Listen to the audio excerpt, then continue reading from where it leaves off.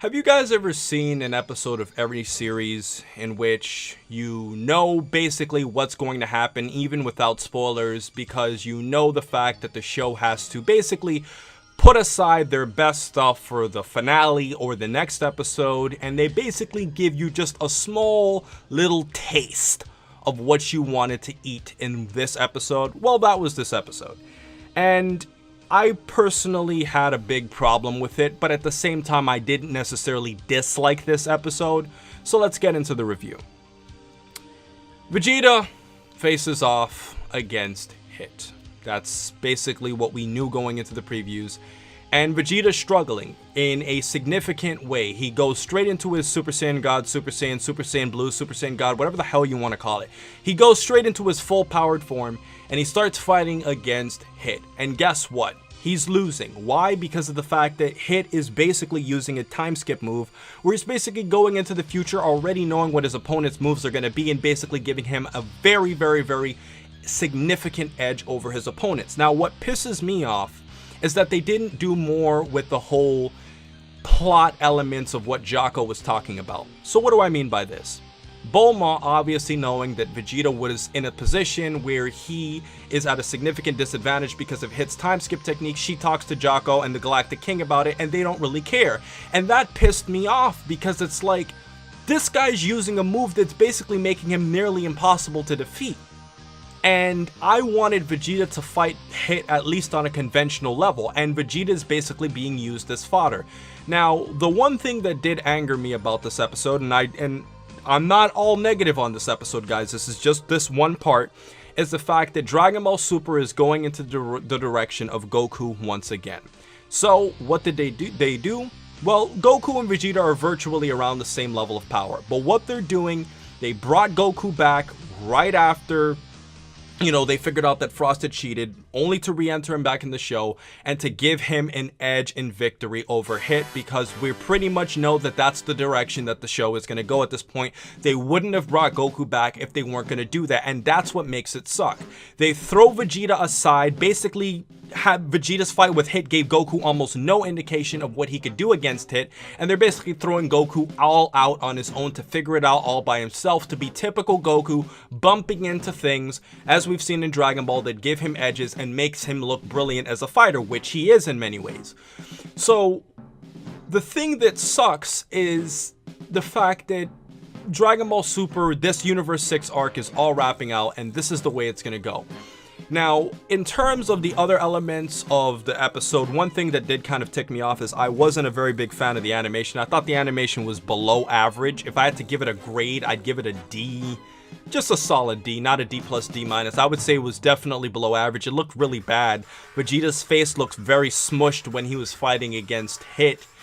And the weird thing about it is the fact that Vegeta himself is a character that's always been known to like use his brain, at least in certain elements, to fight against his opponents, but they completely took away Vegeta's cerebral elements that we were seeing in the whole fight against Vegeta, and they've just basically made him look like a mindless, charging idiot as he has looked, you know, in other parts of Dragon Ball, and that really sucks for Vegeta, and that really sucks for me because he's one of my favorite characters. Now, the one thing about this episode that did change my mind about certain things is the whole thing that Beerus said about Monaka. He says that Monaka is basically a complete amateur. An amateur that he basically was hiding from both Goku and Vegeta because of the fact that he wanted Goku and Vegeta to maximize their training, and he wanted them to fight without knowing that Monaka was this big tough guy. And in all honesty, I actually kind of like that, because I think that's something that a good teacher would do. You know, you want your students to maximize their energy, and by making Monaka look out to be this good guy, you're basically, by basically placing Monaka to be your last fighter, you're basically putting, you know, your students at risk to defeat all of the, opponents on their own without having to rely on Manaka, because if Manaka obviously comes up, he's gonna lose. And I felt that was really interesting. Some people are probably raging about it. I saw it on Twitter. A lot of people are pissed about the whole Manaka thing, but I personally like it. And I'm very curious to hear your thoughts in the comment section below. Do you guys personally like the whole Manaka thing? I personally do. I think it was a good teaching move. I do think it's kind of cheap that they made it, him a complete wimp. But you know what? So be it. So, with everything else said, guys, I'm going to have to give this episode 2 stars. I thought this episode was below average. The animation didn't look very good. The fight techniques weren't very explored as we've seen in the previous episodes. It wasn't very entertaining because Vegeta was being dominated. The first fight only lasted a few minutes, so there wasn't much to really capitalize on. And when Goku started fighting against Hit, I mean, that took place like near the end of the episode too. So I feel like we didn't get that much action out of this episode, in all honesty, and we didn't get a lot of varied action. There was cool seeing Goku get that one hit on Hit. Yeah, funny. Goku got a hit on Hit near the end, and I thought that was a cool scene, I guess, how we were seeing in the previews that, Goku's predicting Hit's movements. But in all honesty, this just wasn't a very good episode in my opinion. I don't hate it, I'm not raging on it, I just don't like the direction that they're doing to just basically do the same thing they've done in Dragon Ball over and over and over and over and over and over again. So for my predictions, guys, I really honestly just don't have much to say. This episode was so predictable, it's pretty predictable what's gonna happen.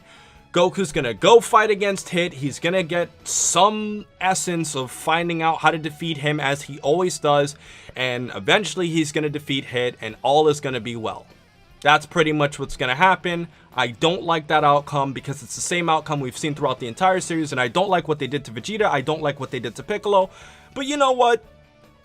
The show is what it is. Goku must always get the win, and that's how it is. So, if you guys are pissed off about Goku and Dragon Ball Super basically going into the same direction it always has done in the past, please say so in the comment section below. If you completely disagree with me, I'm open to, your opinions on, if you disagree with the points. But in all honesty, I just didn't like it, and this episode was below average. I'd probably never watch this episode again on my own leisure time. So, I hope you guys enjoyed my review, and please remember to rate, comment, and subscribe. And remember, as I always say, to have a great day, guys. And if you feel my pain about Dragon Ball deviating from what it should be, say so in the comment section below. And have a great day.